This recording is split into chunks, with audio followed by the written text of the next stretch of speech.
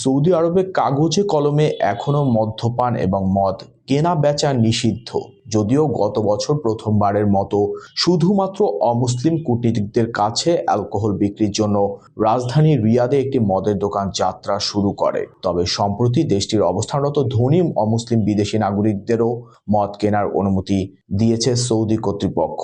এতে ওই মদের দোকানের বাইরে দেখা যাচ্ছে গাড়ির লম্বা লাইন। এএফপি এবং নিউ ইয়র্ক টাইমসের প্রতিবেদন অনুযায়ী অবশ্য এক্ষেত্রে কিছু শর্ত রয়েছে, যেমন ক্রেতাকে অবশ্যই অমুসলিম এবং বিদেশি নাগরিক হতে হবে এবং তার মাসিক উপার্জন হতে হবে কমপক্ষে 50,000 রিয়েল, প্রায় $13,300। রাজধানী রিয়াদের কূটনৈতিক এলাকায় একটি লিকার শপ বা মদের দোকান আছে। এটি বর্তমানে সৌদির একমাত্র সরকারি অনুমোদনপ্রাপ্ত মদের দোকান। সেখানে মদ কেনা গেলেও খাবার ব্যবস্থা নেই। দোকানটি থেকে আগ্রহী ধনী বিদেশিরা মদ কেনেন। বার্তা সংস্থা এএফপির এক প্রতিবেদনে জানানো হয়েছে এসব তথ্য।